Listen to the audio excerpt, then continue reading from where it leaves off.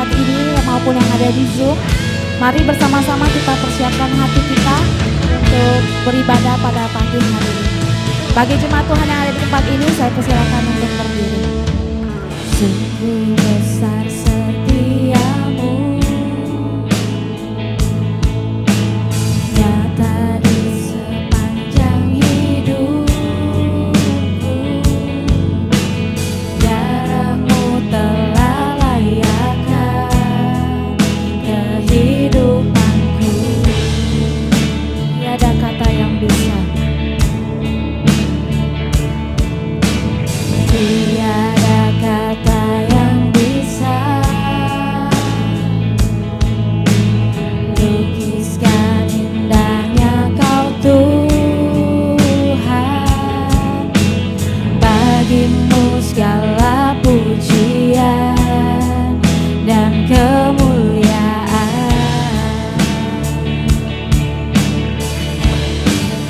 Ku tinggikan Engkau Tuhan, melebihi segalanya, lebih dalam ku menyembah dalam roh dan kebenaran selamanya.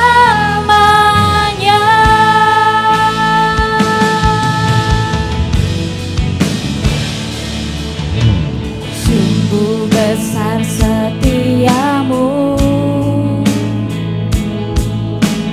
nyata di sepanjang hidupku. Darahmu telah layakkan kehidupanku.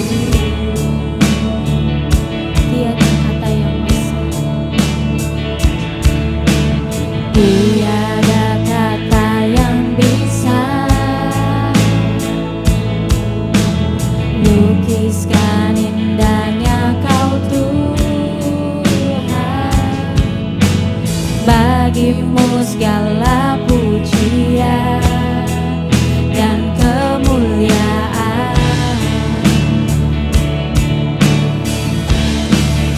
Ku tinggikan Engkau Tuhan, melebihi segalanya, lebih dalam ku menyembah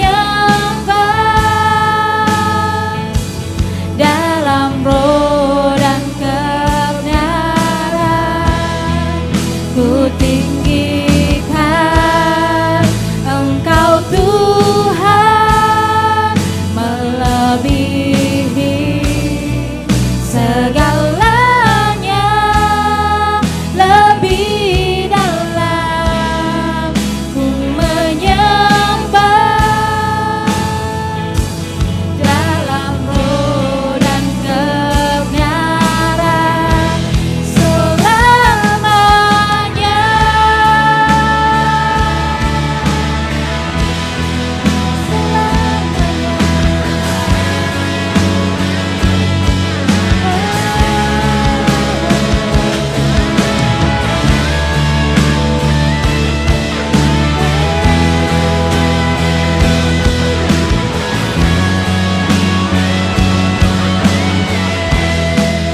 Ku tinggikan Engkau Tuhan, melebihi segalanya, lebih dalam ku menyembah dalam roh dan kebenaran. Ku tinggikan Engkau Tuhan, melebihi segalanya, lebih dalam ku menyembah dalam roh dan kebenaran selamanya.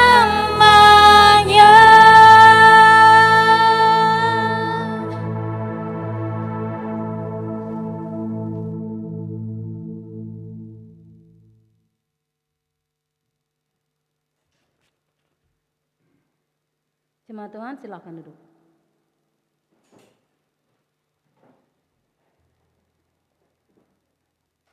Kita telah berkumpul di sini sebagai keluarga Allah di hadapan Allah Bapa kita untuk menaikkan pujian dan syukur kepadanya, mendengar dan menerima firman-Nya yang kudus, membawa ke hadapannya pergumulan-pergumulan dunia ini, memohon pengampunan-Nya atas dosa-dosa kita dan memohon kasih karunia-Nya sehingga melalui putranya Yesus Kristus kita mampu mempersembahkan diri kita untuk pelayanan-Nya.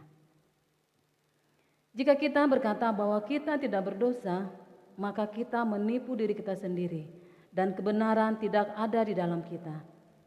Jika kita mengaku dosa kita, Allah adalah setia dan adil, sehingga Ia akan mengampuni dosa-dosa kita dan menyucikan kita dari segala ketidakbenaran.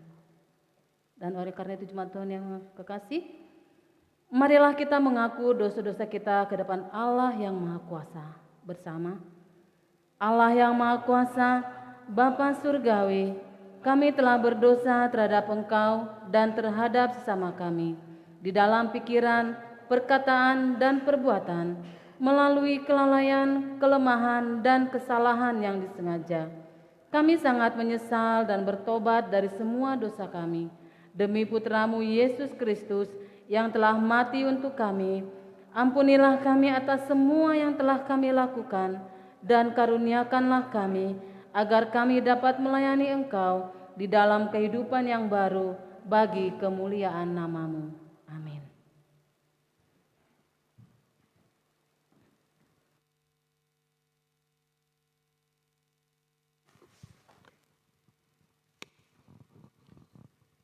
Saudara-saudara, Allah yang Maha Kuasa, yang mengampuni setiap orang yang sungguh-sungguh bertobat, mengasihani saudara, mengampuni dan melepaskan saudara dari semua dosamu, meneguhkan dan menguatkan saudara dalam segala kebaikan, dan memelihara saudara dalam kehidupan kekal melalui Yesus Kristus Tuhan kita. Amin.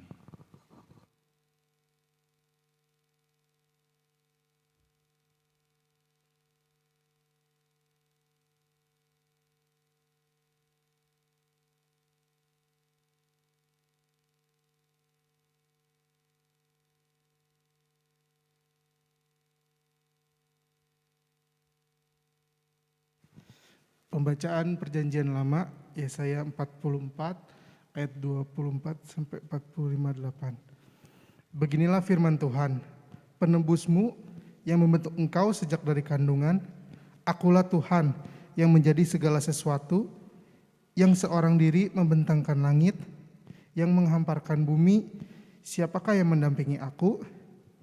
Akulah yang meniadakan tanda-tanda perama pembohong, dan mempermainkan tukang-tukang tenung, yang membuat orang-orang bijaksana mundur ke belakang dan membalikkan pengetahuan mereka menjadi kebodohan.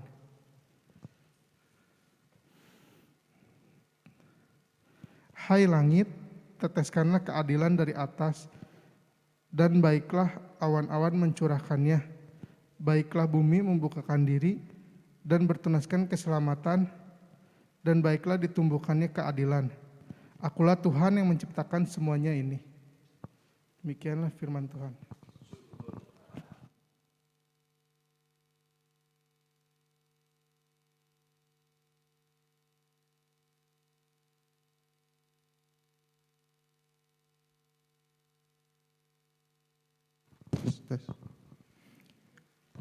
Pembacaan Perjanjian Baru diambil dari Wahyu 12 ayat 1 sampai 12. Perempuan dan naga. Maka tampaklah suatu tanda besar di langit. Seorang perempuan berselubungkan matahari dengan bulan di bawah kakinya dan sebuah mahkota dari 12 bintang di atas kepalanya. Ia sedang mengandung dan dalam keluhan dan penderitaannya hendak melahirkan. Ia berteriak kesakitan. Maka tampaklah suatu tanda yang lain di langit. Dan lihatlah, seekor naga merah padam yang besar, berkepala 7 dan bertanduk 10. Dan di atas kepalanya ada 7 mahkota. Dan ekornya menyeret sepertiga dari bintang-bintang di langit dan melemparkannya ke atas bumi. Dan naga itu berdiri di hadapan perempuan yang hendak melahirkan itu untuk menelan anaknya segera sesudah perempuan itu melahirkannya. Maka ia melahirkan seorang anak laki-laki yang akan menggembalakan semua bangsa dengan gada besi. Tiba-tiba anaknya itu dirampas dan dibawa lari kepada Allah ke tahtanya. Perempuan itu lari ke padang gurun, di mana telah disediakan suatu tempat baginya oleh Allah, supaya dipelihara di situ 1260 hari lamanya. Naga dikalahkan, maka timbullah peperangan di sorga. Mikael dan malaikat-malaikatnya berperang melawan naga itu, dan naga itu dibantu oleh malaikat-malaikatnya. Tetapi mereka tidak dapat bertahan, mereka tidak mendapat tempat lagi di sorga. Dan naga besar itu, si ular tua yang disebut iblis atau Satan, yang menyesatkan seluruh dunia, dilemparkan ke bawah. Ia dilemparkan ke bumi bersama-sama dengan malaikat-malaikatnya. Dan aku mendengar suara yang nyaring di sorga berkata, "Sekarang telah tiba keselamatan dan kuasa dan pemerintahan Allah kita, dan kekuasaan Dia yang diurapinya, karena telah dilemparkan ke bawah pendakwa saudara-saudara kita yang mendakwa mereka siang dan malam di hadapan Allah kita. Dan mereka mengalahkan Dia oleh darah anak domba dan oleh perkataan kesaksian mereka, karena mereka tidak mengasihi nyawa mereka sampai ke dalam maut. Karena itu bersukacitalah, hai sorga dan hai kamu sekalian yang diam di dalamnya. Celakalah kamu, hai bumi dan laut, karena iblis telah turun kepadamu dalam geramnya yang dahsyat, karena ia tahu bahwa waktunya sudah tiba." Demikianlah firman Tuhan.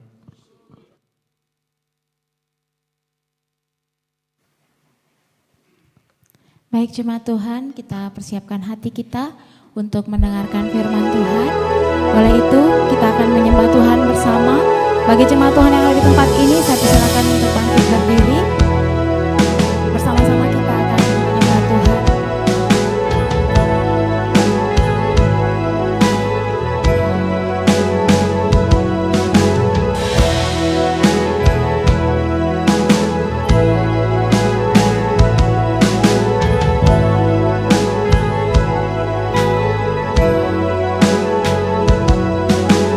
Aku datang dan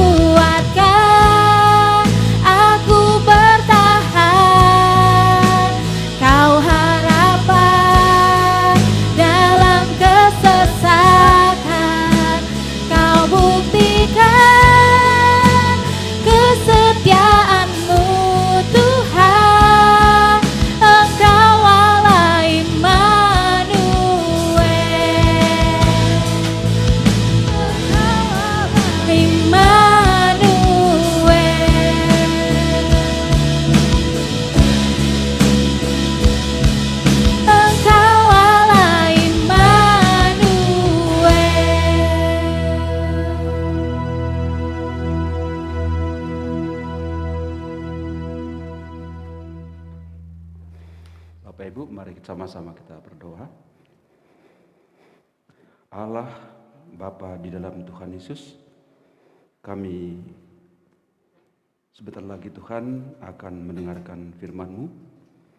Kami berdoa Tuhan supaya Engkau membuka pikiran dan hati kami.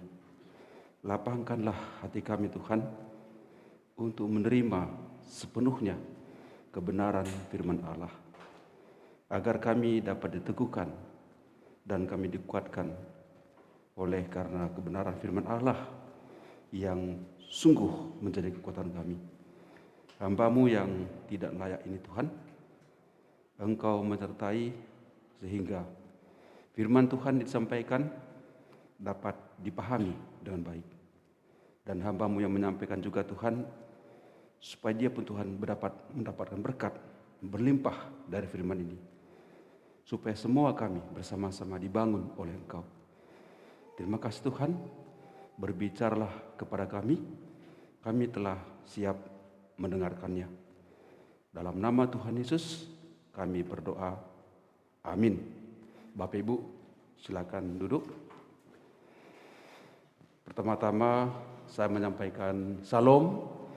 Selamat pagi kepada Bapak Ibu, saudara, baik yang berada di tempat ini maupun di Zoom ya, di Zoom. Dan saya dengar tadi dari Pak Yopi bahwa Ibu Hertina juga sedang menuju Surabaya dalam perjalanan. Selamat jalan Ibu, semoga Tuhan mendengarkan di perjalanan. Saya setelah kita outing itu istilahnya apa? Setelah kita ke puncak itu, saya belum pernah lagi ketemu dengan Bapak Ibu sekalian. Karena sepulang dari sana, seminggu kemudian, puji Tuhan, cucu saya pertama lahir Pak. Nah mungkin jadi pas hari Sabtu lahirnya, hari Minggu sangat sibuk sekali sehingga saya tidak bisa ke gereja. Nah habis itu minggu depannya, saya dan istri flu, pilek, batuk, dan demam. Tapi bukan COVID rupanya. Tetapi itu cukup mengganggu sehingga 2 minggu berturut-turut saya istirahat di rumah dan tidak bisa ikut kebaktian di sini. Minggu lalu terima kasih Pak Yopi juga spesial hubungi saja Pri mengatakan bahwa minggu lalu ada perjamuan kudus. Rindu sekali datang tapi tidak bisa karena seperti tadi cerita saya dengan Pak Yopi, kita sekarang kan batuk aja dikit kita langsung curiga ya, langsung takut gitu. Daripada saya nakut-nakutin Bapak Ibu, lebih baik saya istirahat total dulu di rumah. Dan puji Tuhan sudah sembuh. Ya, jadi puji Tuhan karena hari ini kita dapat bergabung bersama-sama. Nah, mungkin untuk kenyamanan menyampaikan karena agak sulit saya bernapas dengan ini sementara berbicara, jadi mungkin maskernya saya lepas dulu. Wah, ini nakut ini. Ya. Baik Bapak Ibu sekalian, firman Allah hari ini saya coba ulang lagi bacakan dari Yesaya 4, Hus 24 berkata demikian tadi ya. Beginilah firman Tuhan penebusmu yang membentuk engkau sejak dari kandungan. Akulah Tuhan yang menjadikan segala sesuatu, yang seorang diri membentangkan langit, yang menghamparkan bumi. Siapakah yang mendampingi aku? Bapak Ibu, dari sini kita melihat bagaimana kebesaran Allah. Tuhan yang membentuk engkau, dikatakan di sini. Aku membentuk engkau sejak dari kandungan. Tuhan membentuk kita. Dan siapakah yang mendampingi aku, kata Tuhan, ketika dia membentuk segala sesuatu? Tentu tidak ada. Betapa luar biasa Tuhan. Dia menciptakan tanpa penasihat, tanpa ada yang mendampingi. Berbeda dengan segala sesuatu yang kita lihat ya. Barangkali menciptakan ini saja pun ini lebih dari sekian banyak orang mungkin ini ya. Belum menciptakan bagian ini. Mobil misalnya lebih kompleks lagi. Ada yang menciptakan khusus mesin, engine. Ada menciptakan ban. Ada menciptakan kerangka. Coba bayangkan. Berapa orang kira-kira terlibat dalam membuat mobil? Membuat salib ini juga pun ini mungkin ada berapa orang ini. Ada ngecat berbeda mungkin dengan memotong dan sebagainya. Nampak sederhana, tapi ada banyak orang di situ.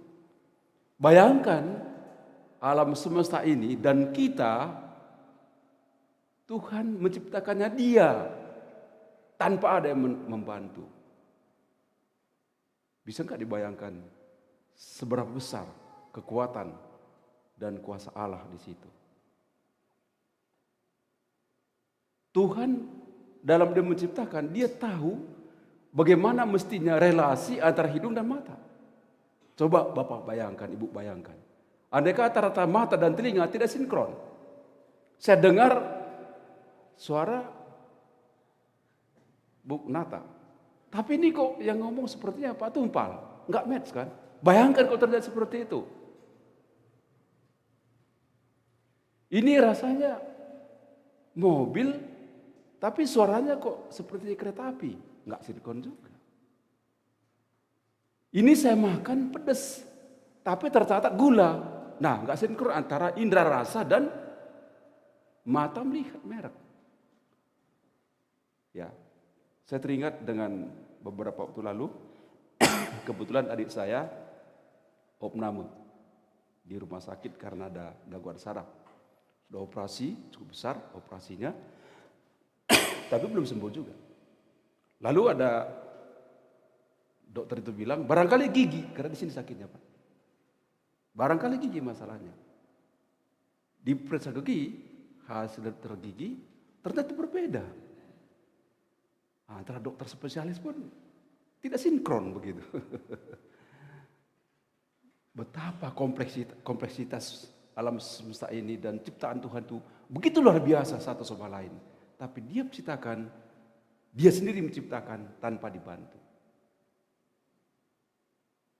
Nah, Bapak Ibu, Allah yang sedemikian itu yang menciptakan saya. Yang menciptakan Bapak Ibu sekalian.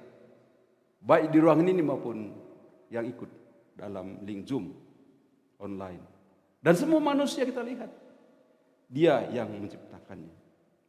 Betapa kita bernilai sebetulnya. Karena itu pesan di sini adalah jangan kita, terima kasih Pak, jangan kita merasa merendah, jangan kita merasa rendah diri saya pikir ya.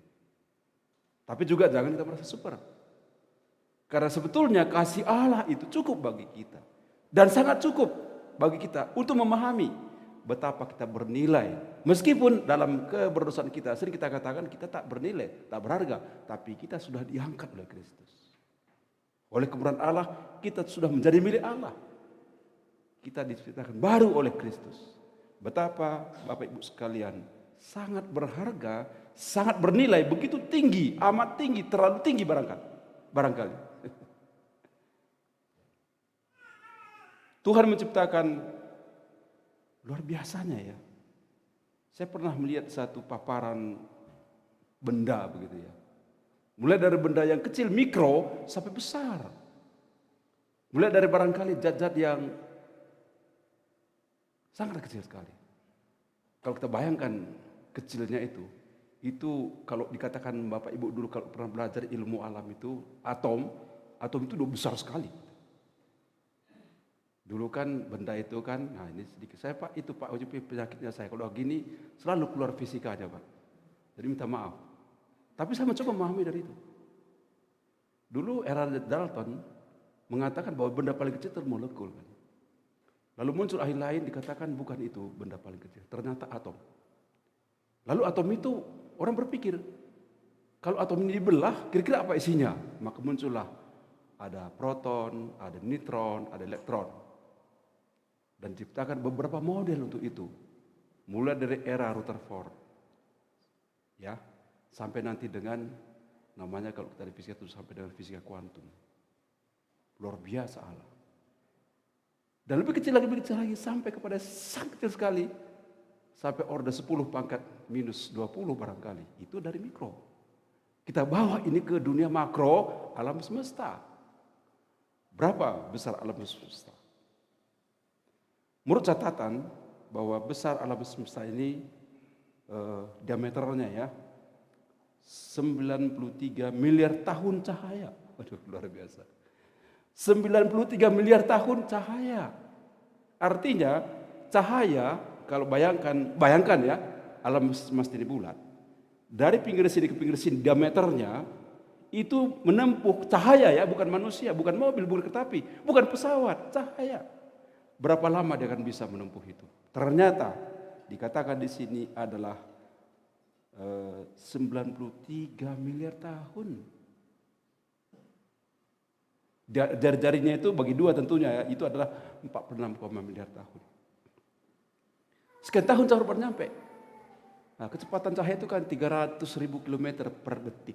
Atau 3 kali 10 8 meter per detik. Artinya cahaya sudah mengelilingi bumi ini sebanyak 7,3 kali. Udah 7,3 kali dia mengelilingi bumi ini. Nah, cahaya secepat itu, diameter bumi dari pusat ke sana 46,5 miliar tahun. Kalau Bu Nata barangkali, bayangkan ya, Bu Nata di bumi ini, andaikanlah bumi ini pusat bumi. Dan saya berada di batas alam semesta. Lalu Ibu Nata nelpon saya pakai HP. Teng gitu kan. Kalau di Amerika saya langsung waktu itu juga langsung sampai Bu ya. Tapi ini saya harus nunggu berapa lama? 46,5 miliar tahun baru HP saya kemana selama itu? Atau barangkali pada saat bayangkan saya meninggal digantikan generasi berikutnya, berapa generasi baru itu datang? Luar biasa. Itu baru alam semesta. Dan itu pun diketahui manusia sangat terbatas. Lebih dari itu. Ini kan berdasarkan instrumentasi ada. Kalau dari fisik itu namanya memakai efek Doppler ya. Begitu caranya mengukur. Itu terbatas juga alat kita. Jadi di mana alam semesta ini batasnya? Who knows? Dan itu Allah yang ciptakan. Andai kata ini alam semesta batasnya, di sini alam semestanya, ini batasnya. Baik kan kita buat circle gitu ya. Di sana itu ada apa? Saudara Iseng pernah bertanya waktu itu saya terangkan di kuliah mekanika. Seorang mahasiswa bertanya, kalau begitu Pak, bukan apakah itu surga? Bagaimana saya menjawab? Saya tidak jawab apa-apa. I don't know. Tapi saya pahami. Begitulah Allah luar biasa. Dia sangat besar. Lebih besar daripada apa yang dapat kita bayangkan. Dan sekali lagi, Allah seperti itulah yang menciptakan saya, yang banyak kekurangannya ini. Dan telah menebus saya dalam Kristus dari kematian saya yang harus dihukum di api neraka. Betapa sebetulnya saya harus hormat, kagum kepada Dia. Masihkah kita tidak kagum? Kalau penjelasan yang sederhana pun Bapak tidak kagum, saya jadi bingung. Apa dibuat caranya supaya Bapak kagum kepada Tuhan? Supaya menghargai Dia, menghormati Dia.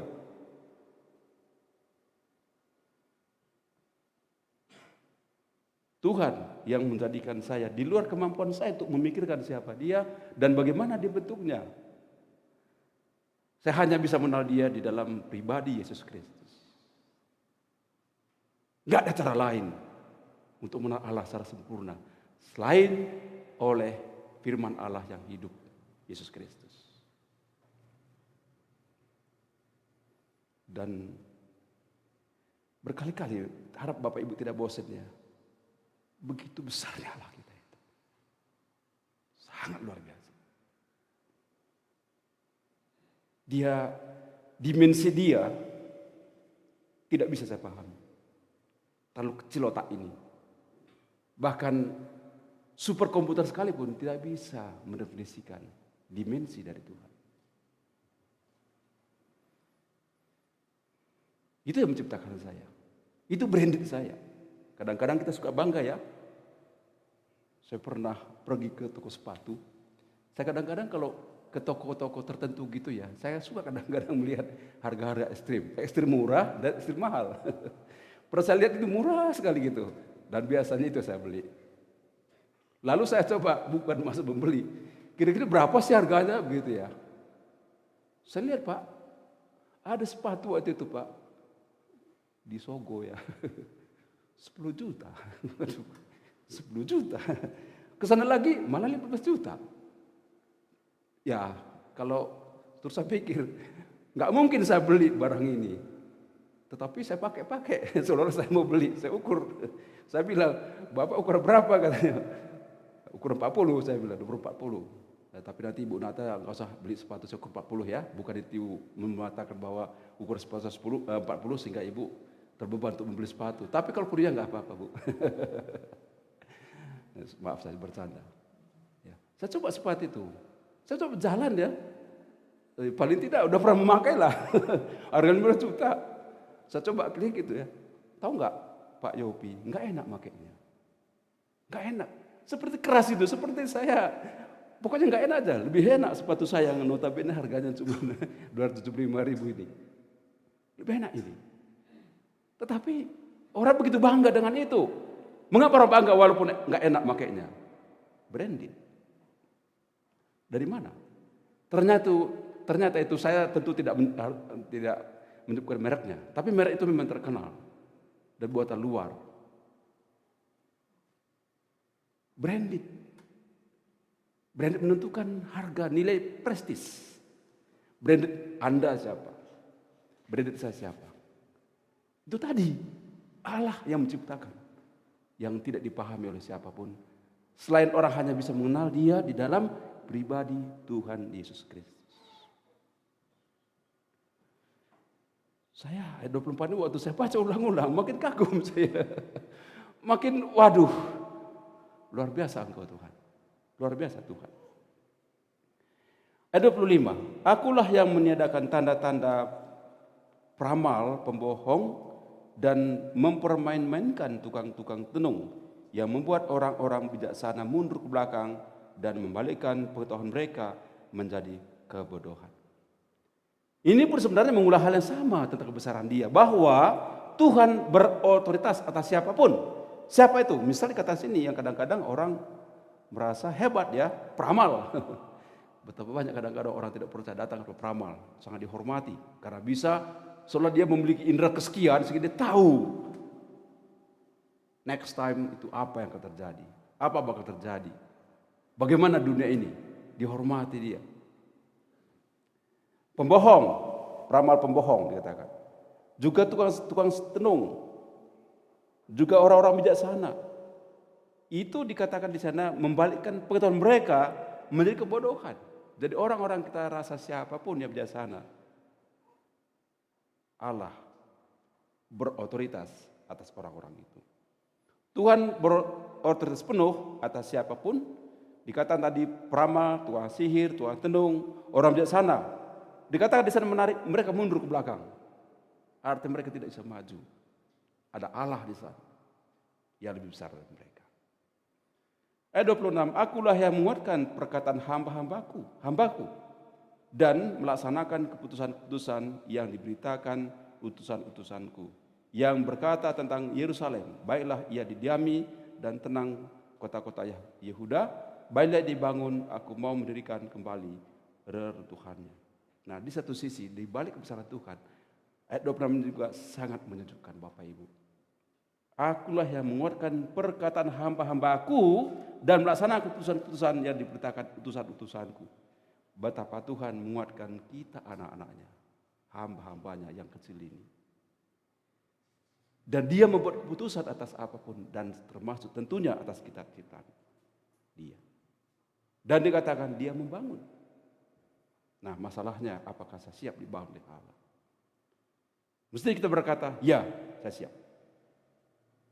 Ayat 7, akulah yang berkata kepada tubir lautan, jadilah kering, aku mau mengeringkan sungai-sungaimu.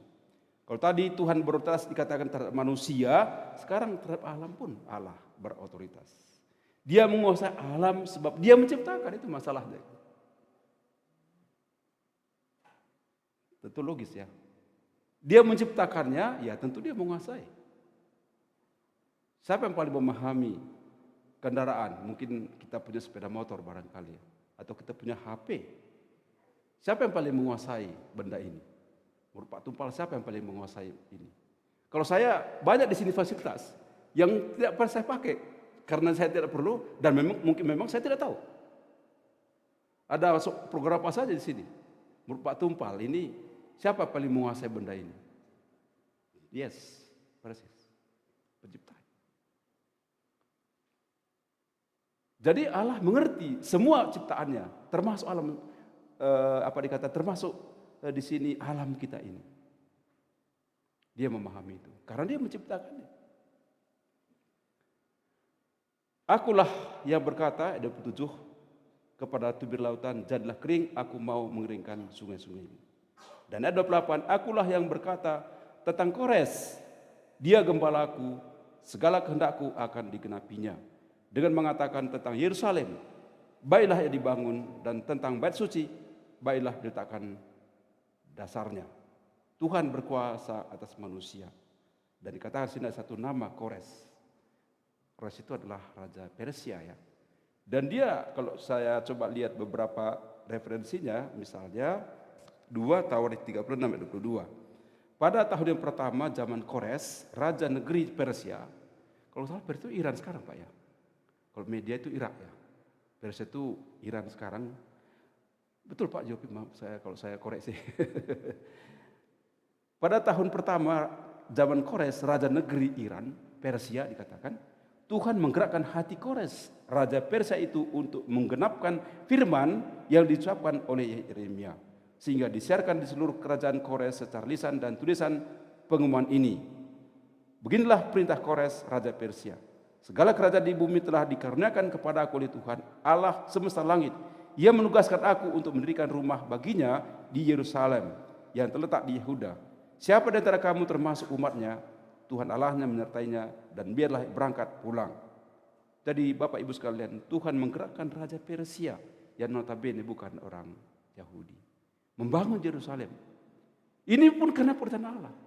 Terkadang Bapak Ibu, kadang-kadang kita ditolong mungkin ya oleh orang yang tidak kita sangka-sangka. Tidak kita duga. Mengapa? Allah mampu berkekuatan besar untuk menggerakkan siapapun untuk menolong kita juga.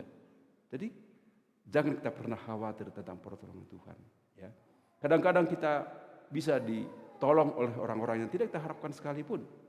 Di sini dalam konteks ini Raja Kores. Itu semua karena pekerjaan Allah. Aku sendiri, seterusnya di sini dikatakan, hendak berjalan di depanmu dan hendak meratakan gunung-gunung, hendak memecahkan pintu-pintu tembaga dan hendak mematahkan dan mematahkan palang-palang besi. Nah, ini tema kita hari ini. Tuhan berjalan di depanku. Tuhan berjalan di depanku. Artinya kalau Tuhan di depan, kita di belakang. Nah, masalah kita sering kita balik. Kita di depan, Tuhan di belakang. Sehingga ini keinginanku, Tuhan harus ikut. Kita menyetir Tuhan. Ini problem. Tapi di sini katakan, tema kita hari ini, Tuhan berjalan di depanku. Dia berada di depan. Artinya Tuhan memimpin. Dan mengapa seperti itu? Dikatakan tadi, hendak memecahkan pintu-pintu tembaga dan hendak mematahkan palang-palang besi. Ada banyak hambatan hidup kita juga.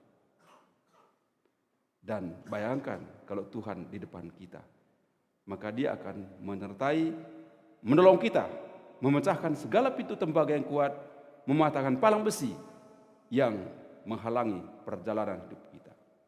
Oleh karena itu Dia perlu di depan dan kita di belakang. Kita dipimpin, Dia pemimpin kita. Ya, itu saya kata tadi yang sering masalah adalah seakan-akan kita yang memimpin dan menurut Tuhan. Kita balik. Ya.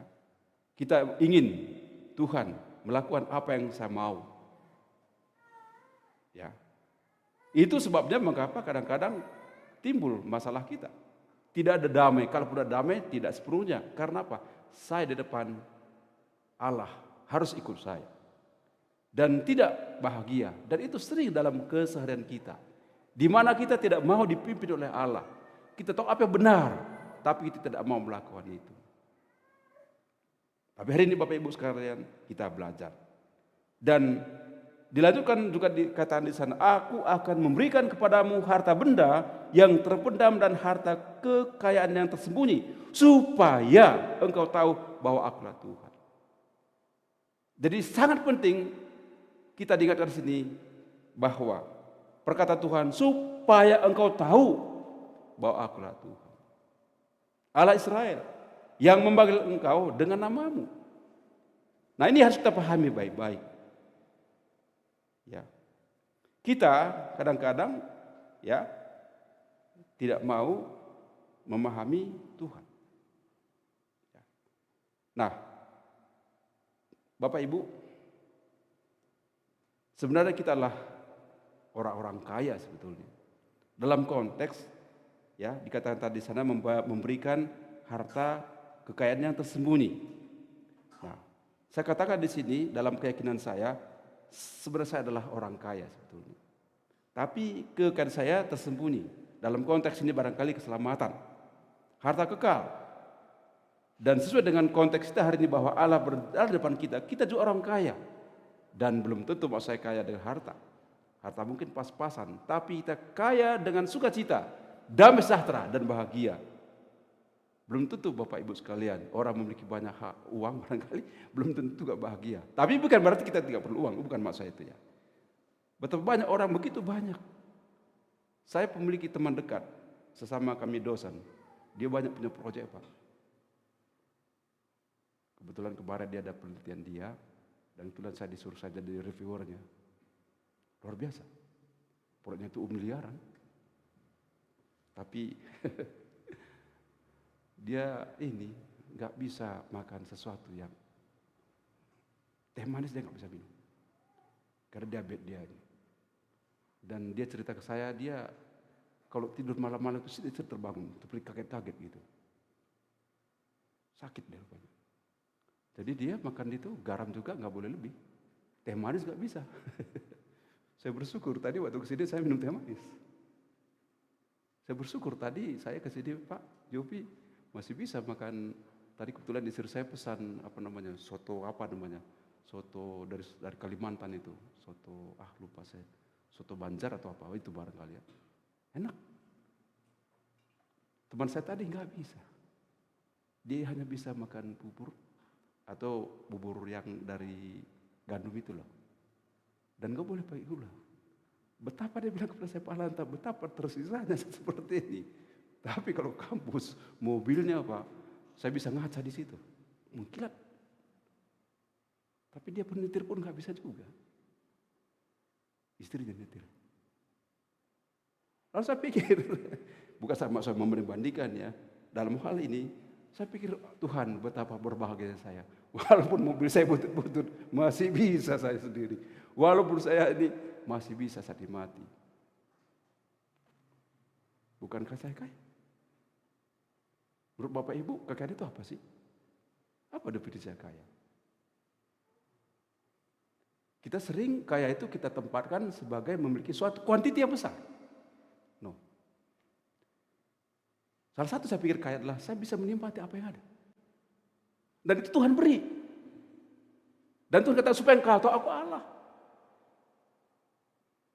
Sedikit bisa berarti dan bisa dinikmati. Banyak. Belum tentu. Tapi tidak berarti Bapak Ibu kalau gitu udahlah Pak, alhamdulillah saya sedikit ajalah. Pokoknya sebenarnya saya punya rezeki sebenarnya bisa untung sekian, bisa untung 10 juta. Tapi Pak alhamdulillah ya udah untung 1 juta. Juga jangan. Biarlah masih kita capai. Tapi supaya hati kita, pikir kita bukan kepada kuantiti. Tapi kualitas. Apa yang kita miliki? Apa yang saudara miliki? Apa yang Bapak Ibu miliki? Jadi mari Bapak Ibu sekalian, kita pahami Tuhan katakan supaya engkau tahu bahwa akulah Tuhan Allah Israel yang memanggil engkau dengan namamu. Supaya engkau tahu bahwa aku Tuhan. Nah, mungkin kita belum tahu. Ya, hari ini kita harus ketahui bahwa yang kita pahami sini Tuhan kita Yesus Kristus, dialah Allah yang luar biasa itu. Mungkin kita belum tahu. Atau mungkin kita tahu tapi abai dan pura-pura tidak tahu. Pesannya, berubahlah. Atau mungkin kita tahu tapi tidak mau tahu. Nah, ini bahaya. Pesannya, bertobatlah.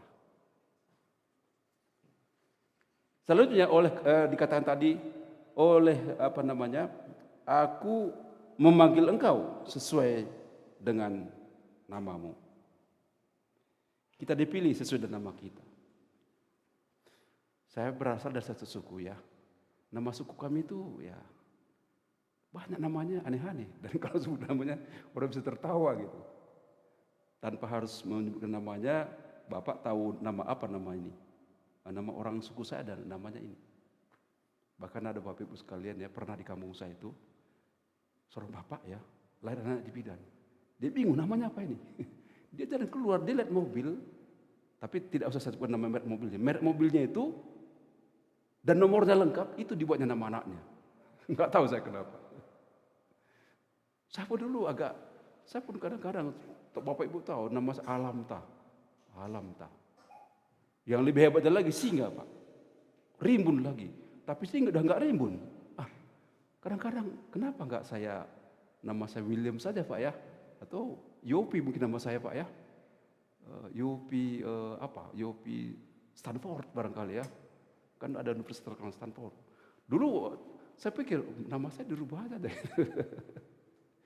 Tapi Tuhan katakan, aku membangun kau sesuai dengan namamu. Nama saya lucu-lucu. Enggak masalah. Memang ada juga peribahasa ya. Apalah arti sebuah nama. Tapi nama tetap penting juga. Coba kalau Bapak Ibu berjalan. Ya, tahu-tahu ada orang di situ. Pak Tumpal, kata dia. Pasti Pak Tumpal noleh kan? Noleh Pak? Atau biar aja? Noleh. Siapa sih? Udah berarti nama Bapak penting. Nah, nama itulah, dengan nama itu Allah memanggil kita. Jadi, sangat kaya firman Tuhan ada sebetulnya. Hanya saya kurang kemampuan Pak untuk menceritakan ini. Tapi saya sangat menikmati firman ini bagi saya diri saya sendiri sebetulnya. Ketika saya, waduh luar biasa sebetulnya. Ya. Maka PR Bapak Ibu sekalian, coba nanti baca lagi Yesaya ini ya, yang menjadi tema kita hari ini. Dan supaya orang tahu dari terbitnya matahari sampai terbenamnya bahwa tidak ada yang lain di luar aku. Akulah Tuhan dan tidak ada yang lain. Tidak ada yang lain. Jangan pernah mencoba memilih Allah yang lain. Enggak ada. Jangan mencoba memilih Allah di luar Yesus Kristus. Batalkan itu. Hanya di dalam Yesus Kristus Allah kita benar. Tidak ada yang lain. Yaitu dia yang kita kenal dalam nama Tuhan Yesus Kristus. Hanya dia satu-satunya. Coba barangkali bahasa Sundanya, Bu Nata, apa sih? Tuhan kita adalah satu-satunya. Coba bahasa Sundanya gimana? Hidivina. Saya kata itu supaya kita ingat. Dia satu-satunya. No others. Gak ada yang lain. Waduh, berbahagialah saya. Yang memahami Allah dalam Yesus Kristus, Bapak Ibu. Dan terakhir, saya masih banyak sebenarnya saya siapkan ini, tapi waktu kita juga ini. Karena saya begitu semangat hari ini untuk melihat ini, belum lagi wahyunya ini, tapi waktu kita sudah tidak ada lagi. Terakhir dikatakan di sini, hai langit, teteskanlah keadilan dari atas, dan baiklah awan-awan mencurahkan, ya baiklah bumi membukakan diri dan bertunaskan keselamatan, dan baiklah ditumbuhkannya keadilan. Akulah Tuhan yang menciptakan semua ini. Tuhan memberitakan berkat sesuai dengan kebutuhan porsi kita. Allah memberkati Bapak Ibu, memberkati saya. Dan sekali lagi, jangan lihat kuantiti, tapi lihat kualitas Allah beri bagi kita.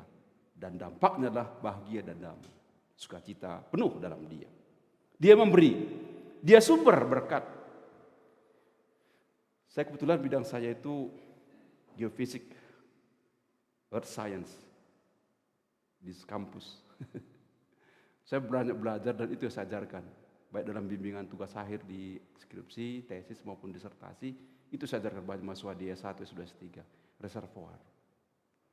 Khususnya reservoir pada bumi, geothermal system. Mahmati hydrothermal system. Reservoir itu apa sih?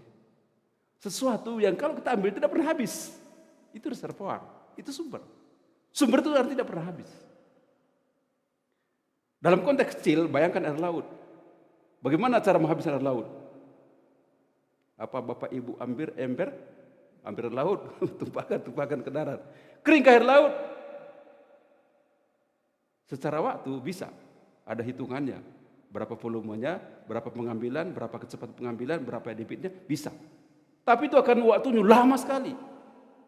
Bapak bayangkan dari bayi mengambil air itu sampai Bapak jenggotan dan dipanggil Tuhan, air tadi serasa masih segitu-gitu juga. Pakai truk, boleh, silakan. Itu reservoir, itu sumber, itu Allah. Tidak pernah habis. Makanya saya kembali memahami, diingatkan lagi Ratapan 3:23. Tak berkesudahan kasih setia Tuhan. Tak habis-habis rahmat-Nya, selalu baru. Setiap pagi atau setiap hari? Ya mau setiap pagi boleh, setiap hari. Tapi konteks itu setiap pagi itu setiap hari, Bu. Setiap pagi, besar kesetiaanmu. Selalu baru. Itulah reservoir. Itulah sumber. Itulah Allah yang kita kenal. Berbahagialah. Kita punya Allah. Mari kita berdoa. Bapa yang maha baik, Engkau Allah, sumber kehidupan, pencipta kami, yang sungguh luar biasa, amat luar biasa. Tidak terpahami oleh kami akan Engkau. Bagaimana dimensimu, keberadaanmu. Kami manusia kecil Tuhan. Karena itu kami mengangkat hati, pikiran kami, tangan kami menyembah Engkau. Tuhan, beri kami kekuatan, kemampuan untuk kami selalu memuji-muji Engkau dan mendengarkan suara-Mu. Dengar-dengar akan suara hati-Mu Tuhan. Karena itulah membawa bahagia bagi kami, damai bagi kami, sukacita bagi kami. Berkati semua jemaat Tuhan di gereja ini, baik yang hadir sekarang di ruangan ini, maupun Bapak Ibu saudara kami yang ikut dengan kebaktian online. Biarlah kami berbahagia oleh kebenaran firman Allah. Firman Tuhan hari ini sampai di sini kami sampaikan, sampai di sini kami bicarakan. Tapi akan berlanjut terus, oleh karena Roh Kudus akan menerangkannya lebih jauh lagi bagi kami, sehingga terus-menerus kami dikuatkan oleh kebenaran-Mu. Dalam nama Tuhan Yesus kami berdoa. Amin. Puji Tuhan, salam.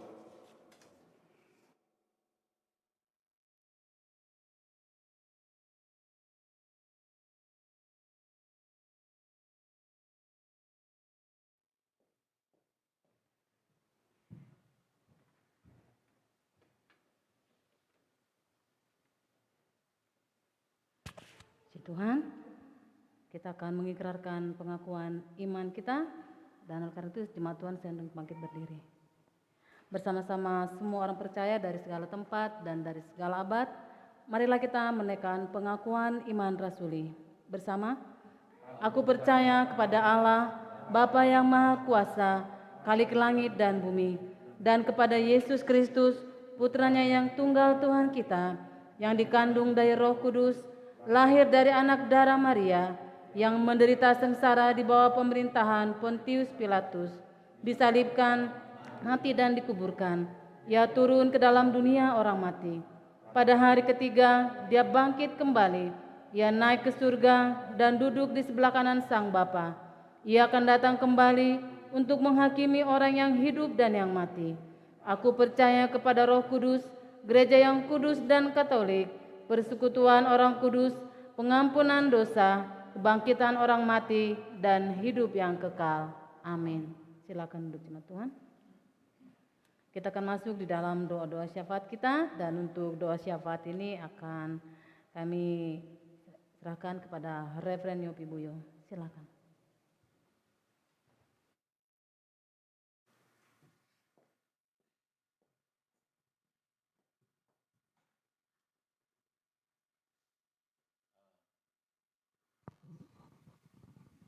Baik, saudara-saudara sekalian, kita bersyukur untuk firman Tuhan yang boleh disampaikan oleh Bapak Dr. Alamta. Dia juga adalah seorang pelayan atau pastor di gereja Anglikan. Dan beliau ini sudah lama bersama-sama dengan kita, cuma beliau ini memang pelayanannya di kampus ITB. Jadi ini guru besar ITB sebetulnya yang melayani kita, tetapi sejauh yang saya kenal, beliau ini adalah orang yang takut akan Tuhan. Dia bertumbuh dalam pelayanan mahasiswa, dan lebih tepat lagi itu adalah pelayanan navigator. Jadi nanti kalau Anda yang masih muda lanjut dan kebetulan dapat tempat di ITB, pasti akan bertemu dengan Pak Alamta.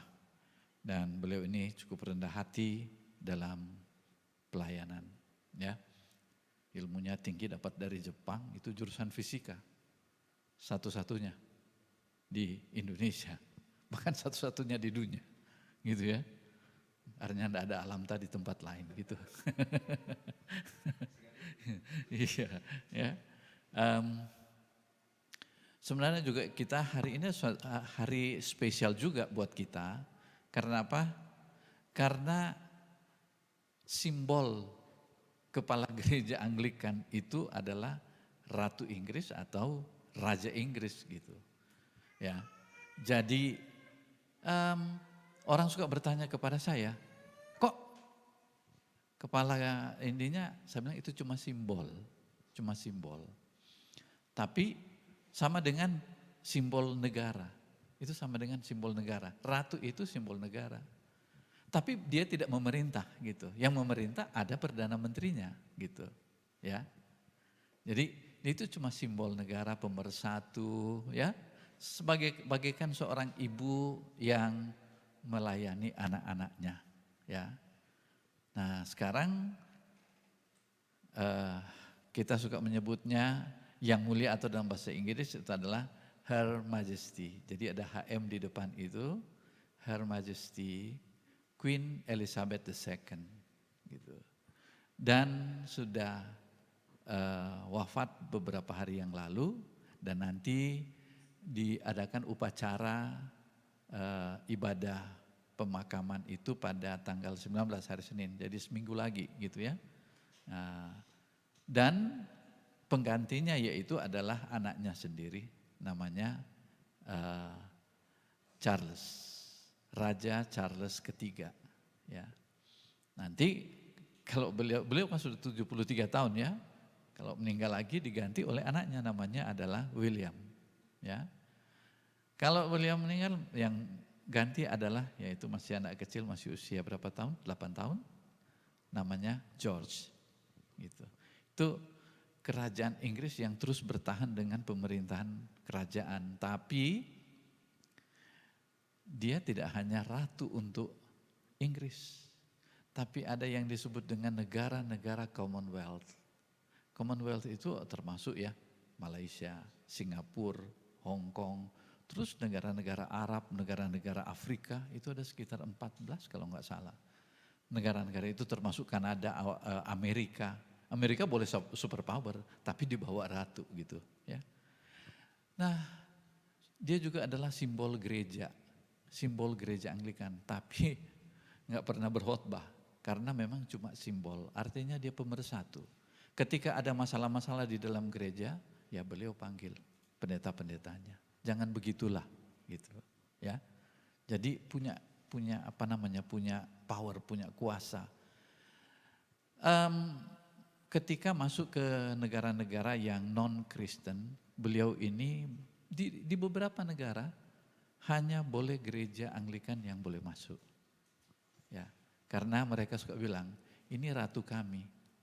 Walaupun tidak seiman dengan kita siapkan tempat dia untuk beribadah, yaitu gereja. Dan yang positif dari ratu ini sebagai simbol kepala gereja, setiap tahun dia menyampaikan pidato Natal. Artinya inilah iman saya. Kemarin Raja Charles yang sudah diangkat menjadi raja otomatis, itu didampingi oleh 2 pendeta Anglikan. Gitu ya. Jadi 2 pendeta Anglikan yang ikut menandatangani akan sumpah jabatannya gitu ya. Dan yang berikut ialah bahwa beliau juga mengatakan bahwa saya harus menjaga iman daripada negara ini, dan saya adalah orang Kristen. dan saya harus mempertahankan iman saya ini. Itu pidato yang luar biasa.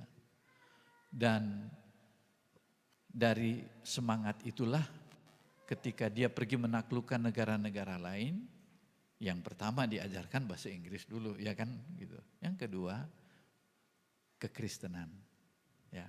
Tapi tidak dengan memaksa. Buktinya negara-negara seperti India tetap Hindu kan, tetap Islam. Di negara-negara lain, tetapi yang dibagikan di sini adalah kasih Kristus dibagikan kepada mereka. Ya, itulah. Jadi oleh karena itu saya bilang saya mau berdoa untuk keluarga yang ditinggalkan kerajaan. Kita juga berdoa untuk bangsa Indonesia.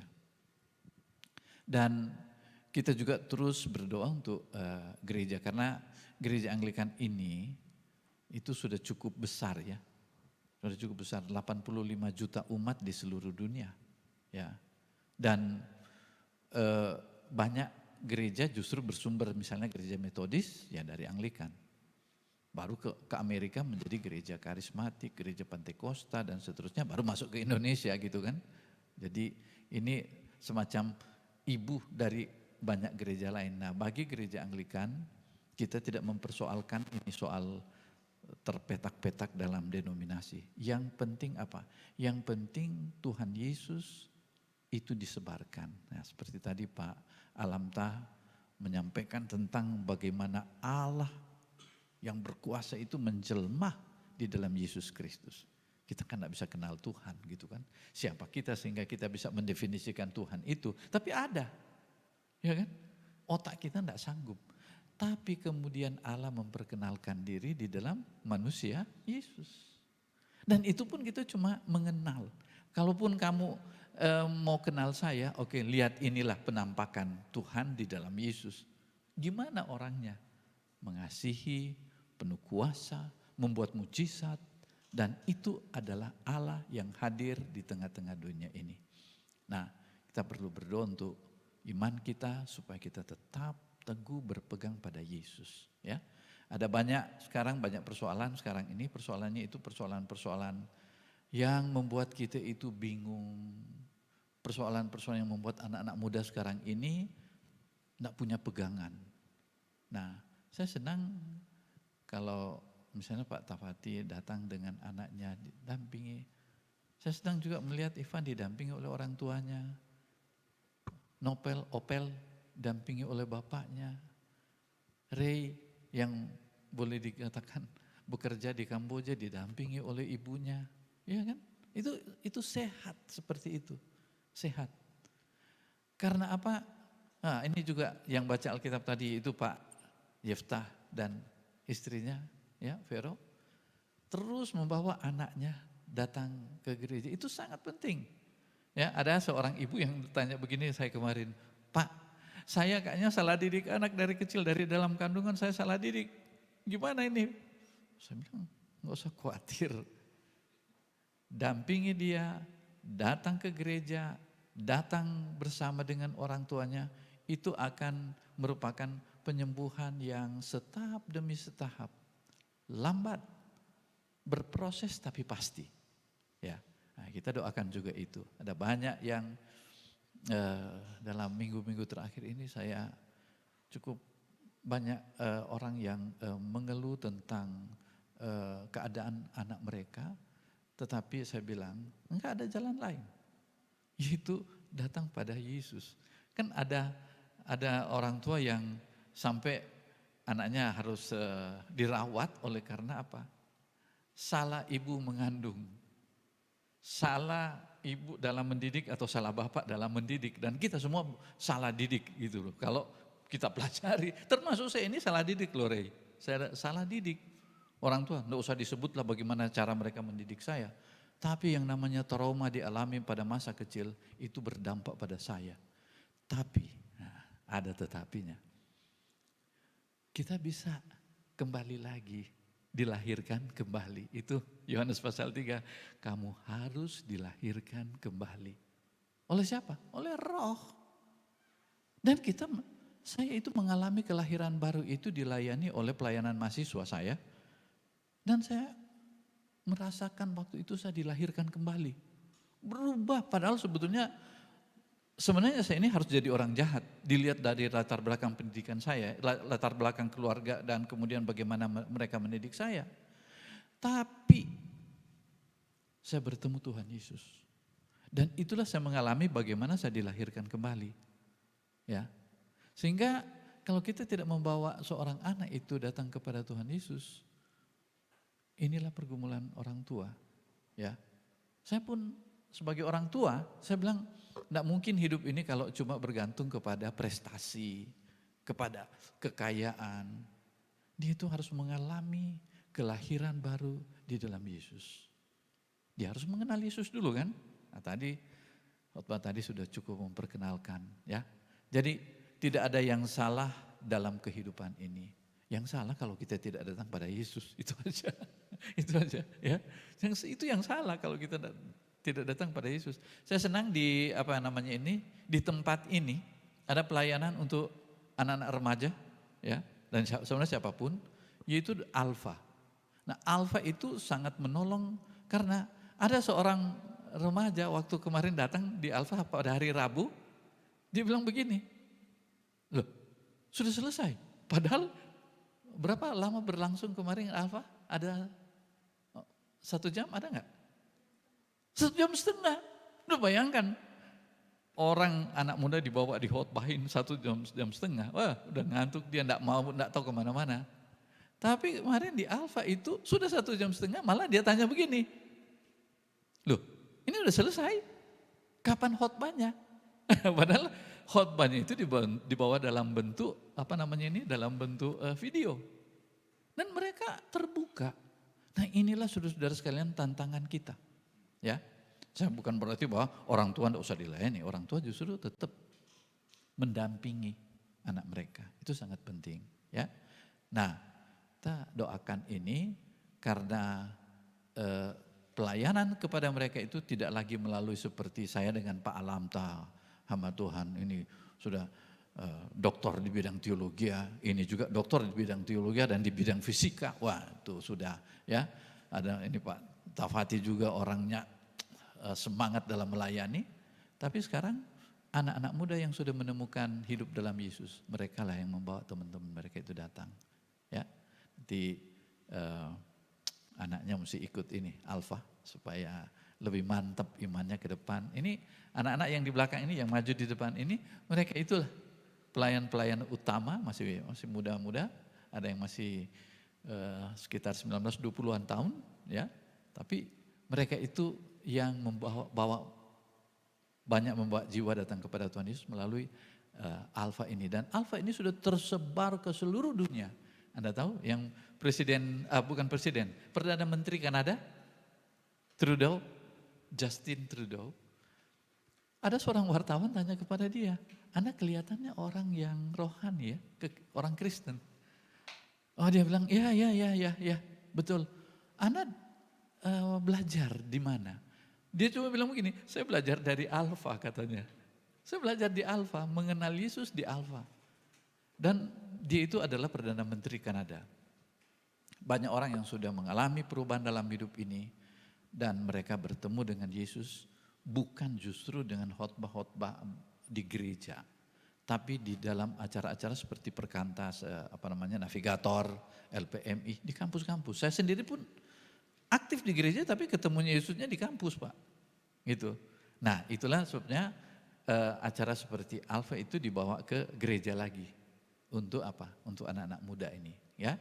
Nah, jangan lupa hari Rabu ini, ya, Re, ini ada berapa yang ikut di sini saya lihat ya. Re, ada Ivan, nanti juga ini ada pemimpin-pemimpin mereka. Ini Opel belum ikut ya? Ikut, ya. Nanti siapa namanya? Ya, ikut, nanti ikut. Ini pemimpinnya anak muda sendiri, saya sendiri nggak mimpin gitu. Cuma jadi sopir mereka gitu kalau saya, ya. Terus antar jemput gitu, ya. Nah, itu barangkali kita dan mari kita bawa semua pergumulan ini dalam doa, ya. Mari kita berdoa.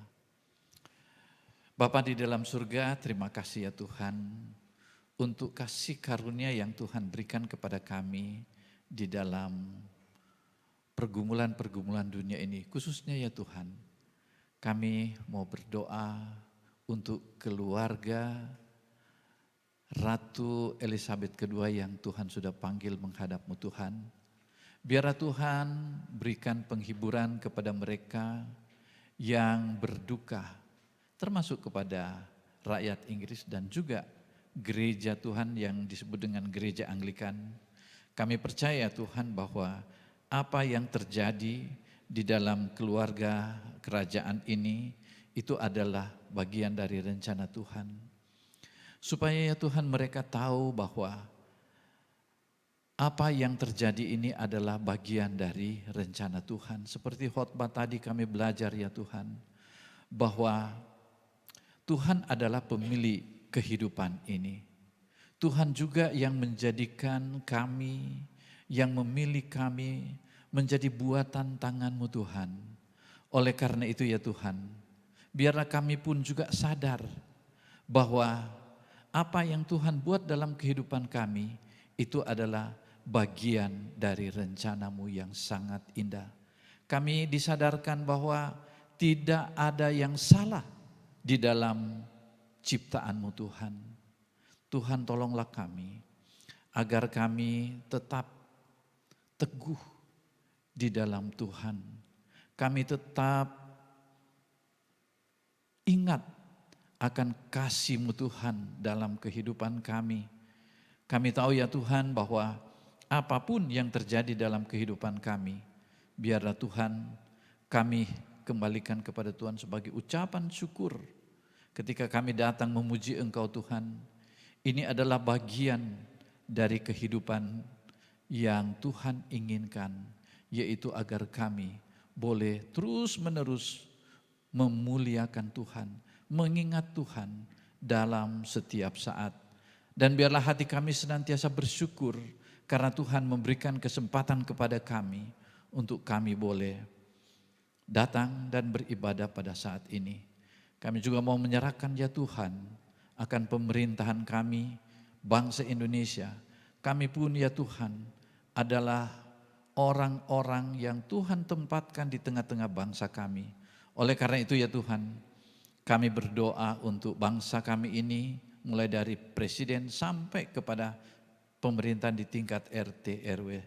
Biarlah Tuhan sendiri yang menolong pemerintahan kami agar mereka diberi hikmat oleh Tuhan dalam memimpin pemerintahan kami ini, agar bangsa kami ini Tuhan tetap hidup damai, harmonis, damai sejahtera yang memenuhi akan bangsa kami ini. Tuhan dalam kemurahan-Mu, dengarkanlah doa kami. Kami berdoa ya Tuhan untuk gereja kami, gereja Anglikan. Biarlah Tuhan jadikan gereja ini sebagai berkat bagi para pemimpin, bagi para siapapun juga yang mendengarkan tentang Yesus. Dan biarlah gereja kami ini Tuhan terus memberitakan Yesus dimanapun dan kepada siapapun. Entah itu melalui khotbah yang disampaikan, kesaksian-kesaksian pribadi, maupun program Alfa yang Tuhan izinkan berjalan di seluruh dunia ini. Tuhan, biarlah kami boleh datang kepadamu Tuhan, dan kami yakin bahwa Tuhan akan memakai program-program ini untuk dunia ini, supaya dunia ini dapat dibawa kembali kepada Tuhan Yesus.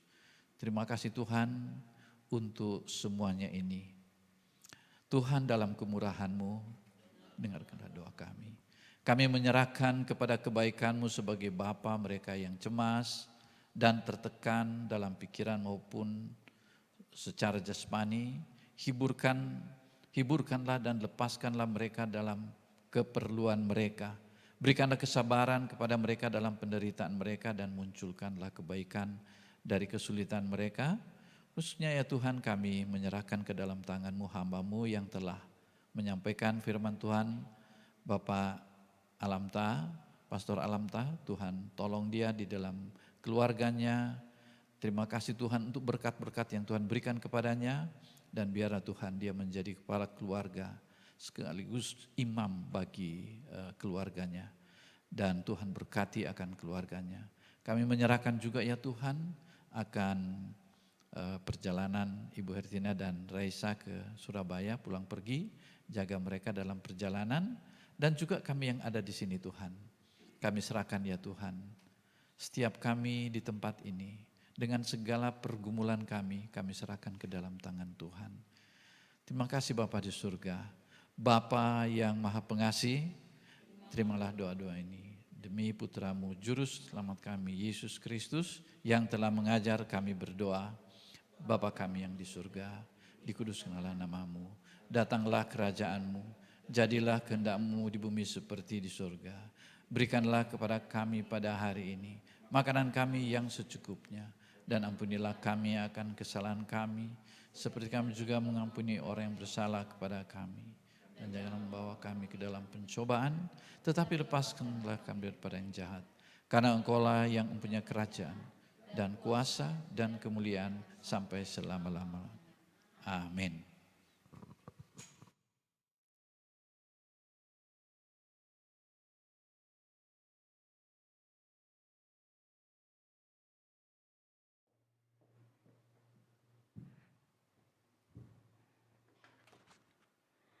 Baik Bapak Ibu, saatnya kita akan memberikan persembahan kita.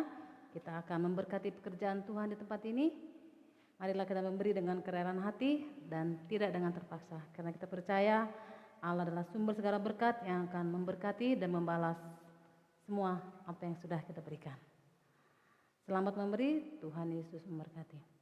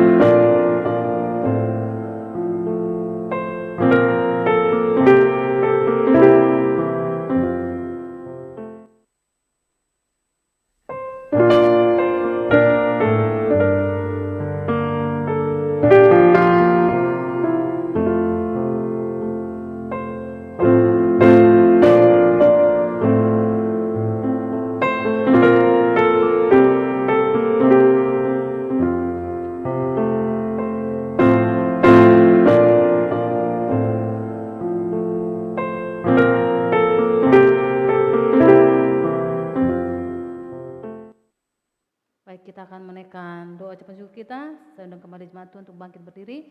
Kita akan mengucapkan secara bersama-sama.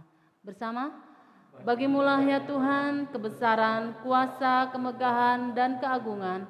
Karena segala sesuatu di surga dan di bumi adalah milik-Mu. Segala-galanya berasal daripadamu dan dari milik-Mu sendiri kami mempersembahkannya kepadamu. Amin. Silakan duduk jemaat Tuhan. Kita akan masuk dalam pengumuman. Pertama-tama kami mengucapkan sekali lagi terima kasih buat Pastor Alamta untuk berkat Tuhan, firman yang sudah memberkati kami semua.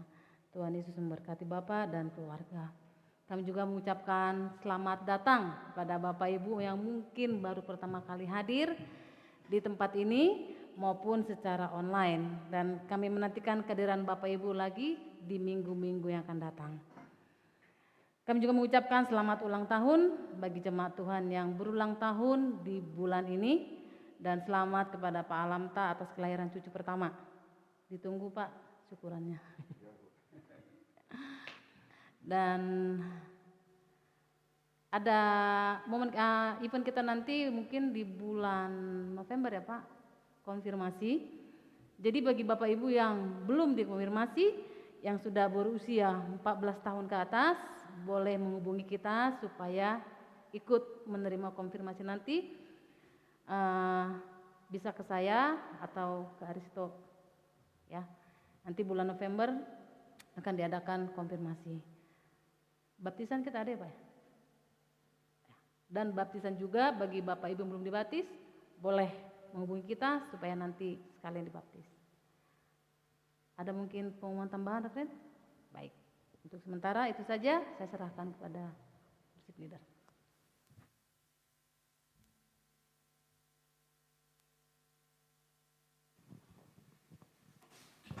Jemaat Tuhan, saya persilakan untuk berdiri bersama kita menyanyikan satu pujian untuk menutup ibadah kita pada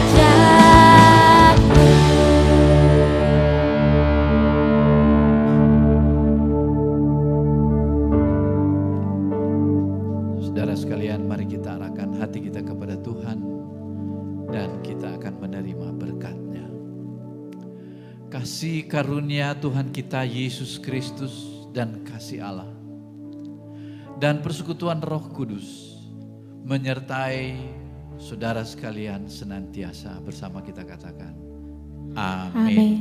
Silakan duduk untuk bersaat teduh.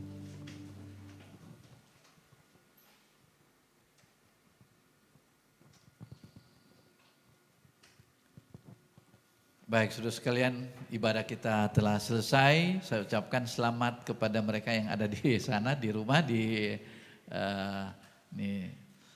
Subang ya, ada di Subang. Biasanya kalau Ri ada di Kamboja, dia juga hadir di sana. Tapi ada juga yang dalam perjalanan, saya lihat juga ada yang di rumah masing-masing yang tidak sempat. Memang kalau agak sakit, saya bilang ya di rumah aja. Jangan ya, seperti contoh yang dari Pak Pendeta Alamtah. Nah, untuk kehadiran di sini memang kami masih membatasi ya. Jadi saya hanya menyampaikan pada orang-orang tertentu dan tidak secara umum. Karena itu memang dari sebetulnya sebelum COVID kami sudah membagi bahwa lebih baik pakai sistem Indomaret ya. Indomaret ada di mana-mana gitu ya. Jadi waktu itu kami juga bagi, ada yang di Sudirman. Kalau di Sudirman ibadahnya itu 2 kali. Jam yang sama tapi nanti siang juga mereka itu ada ibadah. Kemudian di Cimahi ya ada. Jadi kalau kita kumpulkan di dalam gedung yang lebih besar mungkin juga kita enggak bisa ngobrol gitu. Jadi kayak menghadiri konser sudah itu pulang. Tapi di tempat dengan jumlah yang seperti ini yang dibagi-bagi, gembalanya masing-masing itu bisa ada obrolan lah sebelum kita pulang. Itu kebiasaan kita, makanya kita menyediakan konsumsi di bawah. Hari ini konsumsinya apa ya? Ibu Hermin, oh, ada nasi kuning rupanya ya. Nasi kuning buatan Kota Mas, jadi makan itu untuk alas perut tapi sebetulnya juga untuk kita ya berkomunikasi ya. Jadi kita masih dalam bentuk kotak karena ya kita harus jaga-jagalah. Memang sih kelihatannya pandemi ini sudah mulai berakhir dan di Singapura dengan Indonesia kami nanti bulan November ke Singapura itu pun sudah enggak ada tes lagi.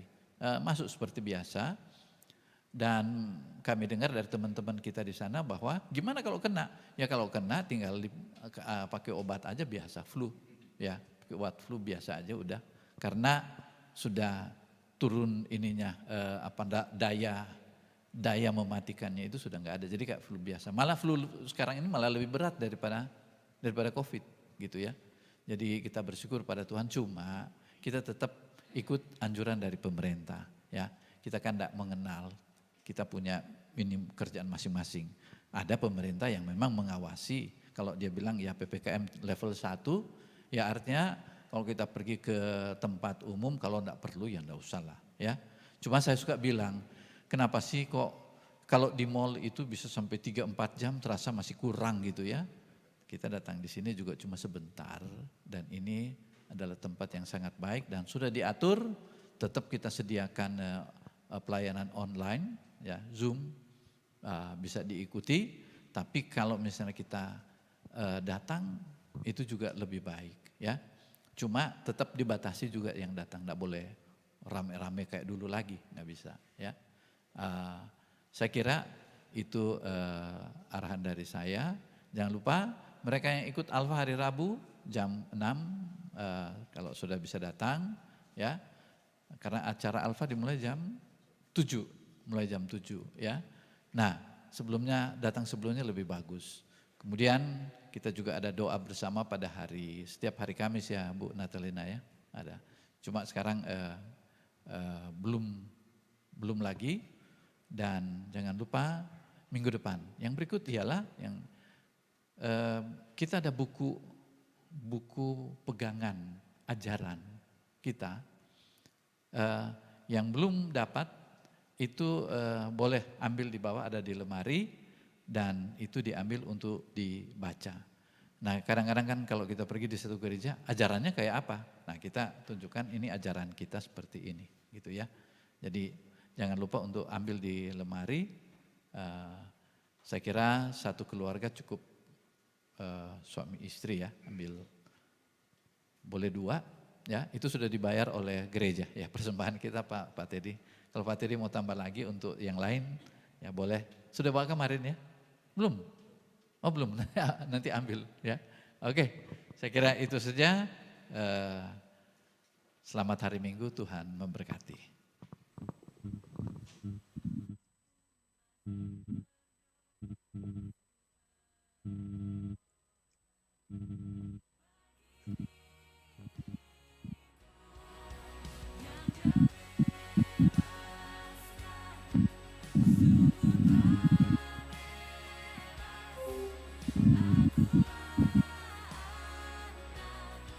Aku